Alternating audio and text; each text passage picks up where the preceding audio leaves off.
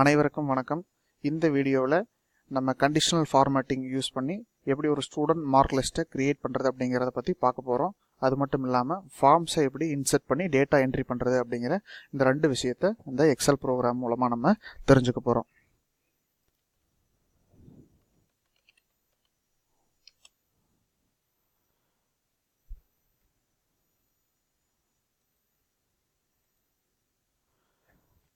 ஒரு new XL blank work புக்கை நீங்கள் ஓப்பன் பண்ணிக்கங்க. நமக்கு தேவையான காலம்ஸை கிரியேட் பண்ணிக்கலாம். For example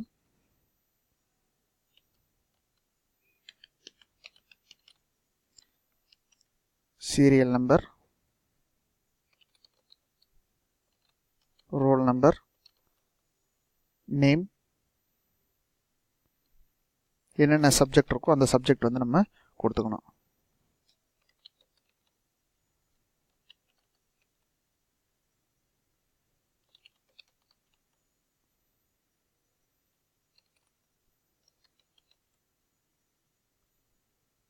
total, average,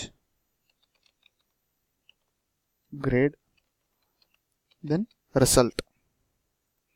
first நம்ம என்ன பண்ணணும் அப்படின்னா இதை ஒரு டேபிளாக கன்வெர்ட் பண்ணிக்கணும். அதுக்கு we have to select the entire row. அந்த ரோவை நம்ம ஃபுல்லாக செலக்ட் பண்ணணும். செலக்ட் பண்ணிவிட்டு ஃபார்மேட் அஸ் டேபிள் அப்படிங்கிற ஆப்ஷனில் உங்களுக்கு பிடிச்ச ஏதாவது ஒரு ஸ்டைலை செலக்ட் பண்ணிக்கங்க. செலக்ட் பண்ணிவிட்டு நமக்கு ஆல்ரெடி ஹெட்டிங் இருக்கிறதுனால மை டேபிள் ஹேஸ் ஹெட்டர்ஸ் அப்படிங்கிற ஆப்ஷனை கிளிக் பண்ணி ஓகே கொடுங்க. ஒன்ஸ் இது கிரியேட் பண்ணதுக்கப்புறம் நம்ம ஃபார்ம்ஸை இன்சர்ட் பண்ணணும். எப்படி ஃபார்ம்ஸை இன்சர்ட் பண்ணுறது அப்படின்னா ஃபைல் அப்படிங்கிற ஆப்ஷன் கிளிக் பண்ணுங்கள். அதில் ஆப்ஷன்ஸ் அப்படிங்கிற ஒரு ஆப்ஷன் இருக்கும். அதில் கஸ்டமைஸ் ரிப்பன் அப்படிங்கிற ஆப்ஷன் கிளிக் பண்ணிவிட்டு இந்த ட்ராப் டவுன் மெனுவை கிளிக் பண்ணிங்க அப்படின்னா comments not in the ribbon அப்படிங்கிற ஒரு ஆப்ஷனை நம்ம செலக்ட் பண்ணணும். அதாவது ரிப்பனில் இல்லாத ஒரு நியூ கமெண்ட்டை நம்ம இன்சர்ட் பண்ண போகிறோம். அதுக்காக comments not in the ribbon அப்படிங்கிறத செலக்ட் பண்ணிவிட்டு அதில் ஃபார்ம் அப்படிங்கிற ஒரு ஆப்ஷனை நம்ம செலக்ட் பண்ணணும். செலக்ட் பண்ணதுக்கப்புறமா புதுசாக ஒரு டேபை நம்ம இன்சர்ட் பண்ண போகிறோம். அதனால் நியூ டேப் அப்படின்னு கொடுங்க. இங்கே நியூ டேப்னு கொடுத்ததுக்கப்புறம் இந்த ஃபார்மை செலக்ட் பண்ணி ஆட் பண்ணோம் அப்படின்னா ஃபார்ம் வந்து ஆட் ஆகிருக்கும். அந்த நியூ டேபுக்கு நமக்கு வேணுங்கிற மாதிரியான நேமை சேஞ்ச் பண்ணிக்கலாம். அதாவது ரீநேம் பண்ண போகிறோம். ஸ்டூடெண்ட் அப்படிங்கிற ஸ்டூடெண்ட் டேட்டா அப்படிங்கிற ஒரு நேம் நம்ம கொடுத்துருக்குறோம். ஓகே கொடுத்ததுக்கப்புறம் now we can enter the data. இப்போ டேட்டாவை நம்ம என்டர் பண்ணலாம். எப்படி டேட்டாவை என்டர் பண்ணுறது அப்படின்னா டேபிளுடைய காலம் ஹெட்டிங்ஸை செலக்ட் பண்ணதுக்கப்புறமா ஸ்டூடெண்ட் டேட்டா அப்படிங்கிற ஆப்ஷன் நம்ம ரீநேம் பண்ணணும். அந்த ஆப்ஷன் கிளிக் பண்ணி ஃபார்ம் அப்படிங்கிற ஆப்ஷன் கொடுங்க. இப்போது இந்த விண்டோவில் நமக்கு தேவையான டேட்டாவை என்டர் பண்ணிக்கலாம். சீரியல் நம்பர் 1, ரோல் நம்பர்,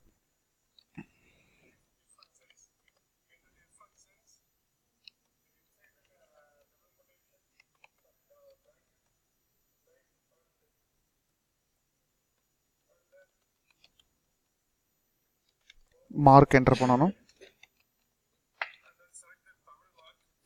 இந்த டோட்டல் ஆவரேஜ் கிரேடு ரிசல்ட்டுக்கெல்லாம் நம்ம ஃபார்முலாஸ் யூஸ் பண்ண போகிறோம். அதுக்கு எந்த மார்க்கும் என்ட்ரி பண்ணக்கூடாது. அடுத்த ரெக்கார்ட்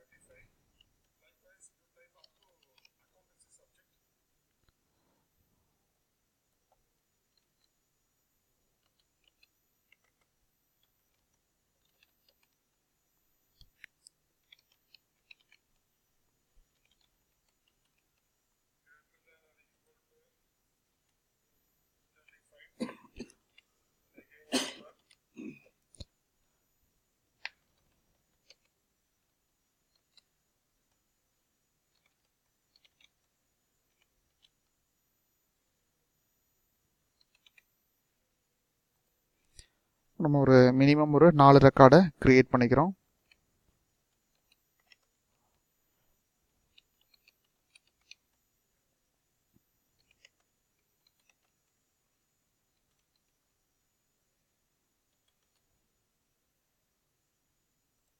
இந்த மாதிரி 4 ரெக்கார்டை நம்ம கிரியேட் பண்ணியிருக்கிறோம்.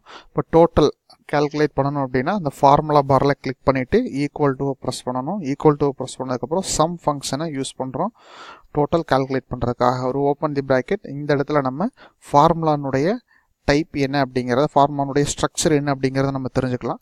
சம் அப்புறம் ஒரு ஓப்பன் ப்ராக்கெட் யூஸ் பண்ணணும். தென் எந்த காலம்லேருந்து எந்த காலம் வரைக்கும் டோட்டல் வேணுமோ அதை செலக்ட் பண்ணதுக்கப்புறம் ஃபைனலாக அந்த ஃபார்முலாவை க்ளோஸ் பண்ணுறதுக்காக ஒரு க்ளோஸ் ப்ராக்கெட் கொடுக்கணும். கொடுத்தோம் அப்படின்னா டோட்டல் கால்குலேட் ஆயிரும். நம்ம சேம் ப்ரொசீஜர் ஃபாலோ பண்ணணும் to find average also. Equal to average, open the bracket, இந்த சப்ஜெக்ட்லேருந்து இந்த சப்ஜெக்ட் வரைக்கும் செலக்ட் பண்ணிக்கணும். தென் கடைசியாக ஒரு க்ளோஸ் ப்ராக்கெட். இப்போது நம்ம ப்ராக்கெட் க்ளோஸ் பண்ணும்போது கேர்ஃபுல்லாக இருக்கணும், எந்த சேஞ்சஸும் வரக்கூடாது. ஒரு க்ளோஸ் ப்ராக்கெட் கொடுத்து நம்ம க்ளோஸ் பண்ணோம் அப்படின்னா கரெக்டான ஆவரேஜ் நமக்கு கிடைக்கும்.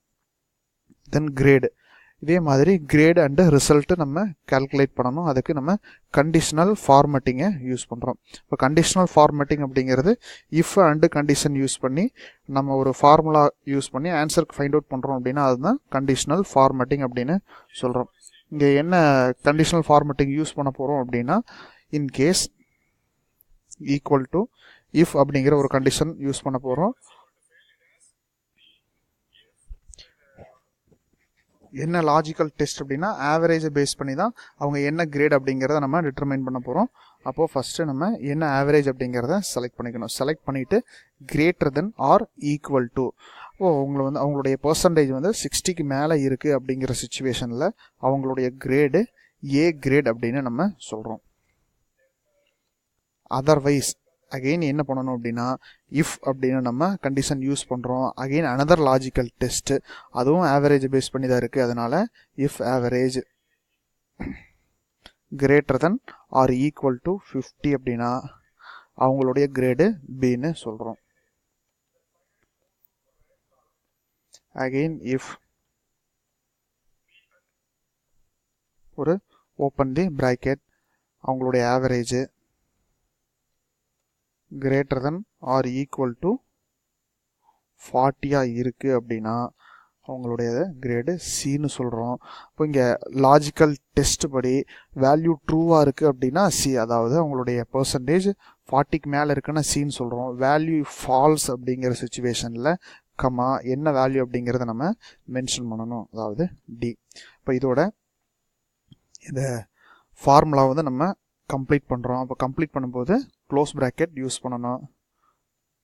நம்ம எவ்வளோ க்ளோஸ் ப்ராக்கெட் யூஸ் பண்ணணும் அப்படின்னா 3 க்ளோஸ் ப்ராக்கெட்ஸ் யூஸ் பண்ணணும். இப்போ இதனுடைய ப்ராக்கெட்ஸ்னுடைய கலர் சேம் கலர் இருக்குது அப்படிங்கிற சுச்சுவேஷனில் நம்ம கரெக்டாக க்ளோஸ் பண்ணியிருக்கிறோம் அப்படின்னு அர்த்தம். இந்த இடத்துல ஒரு கமா மிஸ் பண்ணியிருக்கிறதுனால ஆன்சர் வரல. அப்போ எந்த இடத்துல எரர் இருக்கோ அந்த இடத்துல நம்ம சேஞ்சஸ் பண்ணிக்கிட்டோம், ரெக்டிஃபை பண்ணிக்கிட்டோம் அப்படின்னா we will get the correct answer. இப்போ உங்களுடைய கிரேடு பி, ஏ, பி, டின்னு 4 டிஃப்ரெண்ட் கிரேடு வந்திருக்கு ஆன் தி பேஸ் ஆஃப் அவங்களுடைய ஆவரேஜ். தென் ஃபைனலி ரிசல்ட் என்ன அப்படிங்கிறத நம்ம கால்குலேட் பண்ணணும்.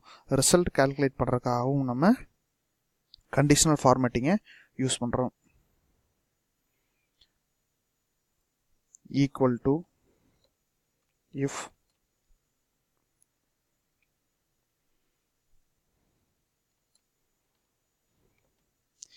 இஃப் அண்ட் அப்படிங்கிற 2 கண்டிஷனை நம்ம 2 லாஜிக்கல் டெஸ்ட்டை நம்ம யூஸ் பண்ண போகிறோம். தமிழ் சப்ஜெக்ட்ஸ் 1 by 1 நம்ம எடுத்துக்க போகிறோம். Greater than or equal to 30 comma. இப்போது இந்த மாதிரி 1 by 1 ஒவ்வொரு சப்ஜெக்டாக நம்ம எடுத்துக்கணும். English greater than or equal to 30. Max greater than or equal to 30. Accounts, then max greater than or equal to 30. இந்த மாதிரி எல்லா சப்ஜெக்டையும் நம்ம 1 by 1 செலக்ட் பண்ணிக்கணும். செலக்ட் பண்ணதுக்கப்புறம் இந்த லாஸ்ட்டாக இருக்கிற சப்ஜெக்ட்டுக்கு அப்புறம் ஒரு க்ளோஸ்லி ப்ராக்கெட் கொடுக்கணும். ஒரு ப்ராக்கெட் கொடுத்து க்ளோஸ் பண்ணணும். க்ளோஸ் பண்ணதுக்கப்புறம் நம்ம ஒரு கமா கொடுக்கணும். ஏன் அப்படின்னா அந்த ஃபார்முலானுடைய ஸ்ட்ரக்சரே வேல்யூ இஃப் ட்ரூ. அப்போ அந்த வேல்யூ ட்ரூ வேல்யூ கொடுத்ததுக்கப்புறம் ஒரு கமா கொடுக்குறோம். கமா கொடுத்துட்டு ட்ரூவாக இருந்தால் என்ன ரிசல்ட் வரணும் அப்படின்னா பாஸ் அப்படிங்கிற ரிசல்ட் வரணும்.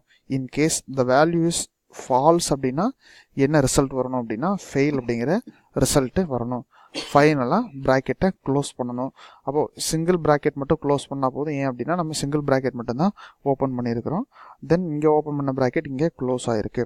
ஸோ என்ட்ரு ப்ரெஸ் பண்ணோம் அப்படின்னா நமக்கான ரிசல்ட் வரும். இந்த ஒரு சிச்சுவேஷனில் மட்டும் ஃபெயில் அப்படிங்கிற ஒன்று வருது. ஏன் அப்படின்னா உன்னுடைய மார்க் வந்து 28. நம்மளுடைய கண்டிஷனில் 30க்கு மேலே எடுத்தால் பாஸ்ன்னு சொல்லியிருக்கிறோம்.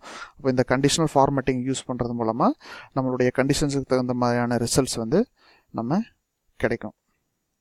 That's all. தேங்க்யூ.